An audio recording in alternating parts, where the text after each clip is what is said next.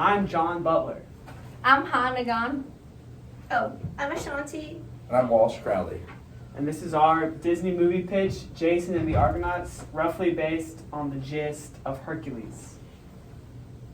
So the plot, we've kind of separated the plot into 3 acts. In the first act, we have Jason, who's a prince, and he lives in a palace with his dad. Now the dad's brother comes, kills the dad, and banishes Jason, putting him in exile in the forest and taking control of the kingdom. This provides the motivation for Jason because he's been exiled and his dad's been killed. And Jason grows up mentored by a centaur named Chiron.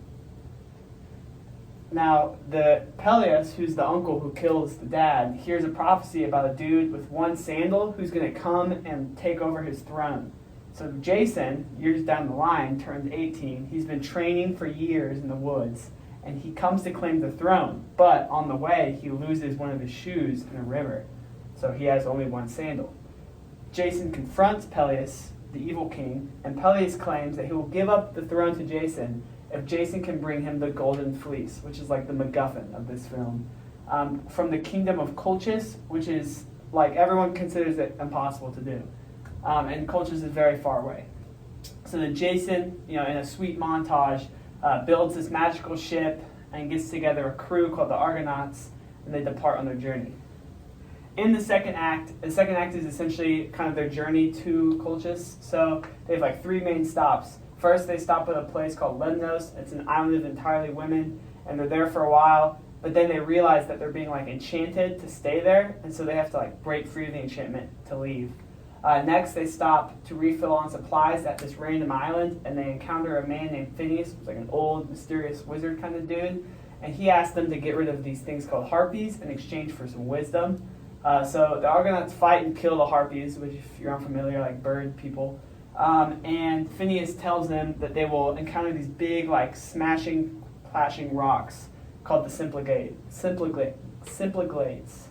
And Phineas says the only way through is if you send a bird through first.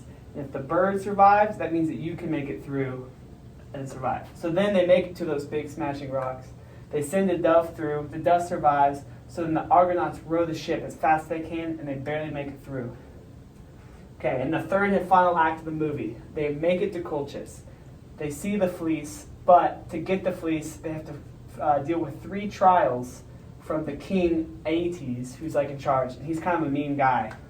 So the first thing, it's like kind of magical too at this point. So the first thing is plowing a field with a fire-breathing ox. So it's like a big mechanical fire-breathing ox. Again, all of these things are supposed to be impossible, but Jason does it with the help of the king's daughter, Medea, who's like kind of also like a witch. And she gives him all the like insider info on how to solve these problems, and they also end up falling in love. So first is plowing the field, which he does using this magical device from Medea, which helps him control the fire-breathing ox. And then it's to sow dragon's teeth. So he plants these teeth. He thinks, oh, that's easy. But then these skeleton warrior things come out of the ground. He tries to fight them, but they seem invincible because they're already dead. And then he throws a rock at them, and it causes them to like all fight each other, and that's how he beats them. And then lastly, he has to tame the dragon that guards the fleece. So the fleece is sitting on like this big tree with a dragon wrapped around it. And Medea gives Jason a magic potion that puts the dragon to sleep, and then Jason steals the fleece, and then Jason and the Argonauts get out of there because obviously Aeetes isn't very happy. And they barely escape by the skin of their teeth from Colchis, and they head back to Peleus, who is now forced to give up the throne, but he refuses. So then Medea uses her magic to turn Peleus into a goat, and then Jason and Medea get married, take up the throne, everyone lives happily ever after. So onto our character design, we have the main character, which is Jason, and he kind of looks like John Smith as he's very muscular. And then we have Peleus, which is our villain, and he kind of resembles Scar, especially since there is a rivalry between him and his brother. And then we have Medea, which is the love interest and the daughter of Aeetes. And we also have Aeson, which kind of looks like King Triton, and he's kind of an irrelevant character in the sense that he's just the dad and doesn't play a major role. And then we also have Chiron, which is Jason's trainer, who kind of resembles Phil from Hercules. And then we also have the Lemnos, the women of the land. And then we have Phineas, and then we have the Harpies, which are the creatures mentioned earlier. So in the context of soundtrack and score, the three most impactful or outstanding songs from the film will be the I Want song, the villain song, and then an additional song sung by the Argonauts. And the I Want song, which would appear chronologically first, is really a combination of the song How Far I'll Go, which is from Moana, and also Out There, sung by the Hunchback of Notre Dame. And it's a feeling of want and exploration. It's sung for the audience to finally understand that Jason's true mission is to take back his rightful throne. And so our vision for it was that Jason would stand on the edge of a river after losing his sandal, and he, in somewhat of a loss, expresses his desire to regain power or to earn control. And so some sample lyrics from this song would be, I've heard the whispers, I've heard the rumors, it is a castle in the clear for which I near, and it's calling for me. And lyrically it sounds much like How Far I'll Go from Moana. And then additionally another excerpt would sound something along the lines of, there is no doubt, I will go about, the fire in my blood demands it, and I will be the one who commands it. My kingdom, my kingdom.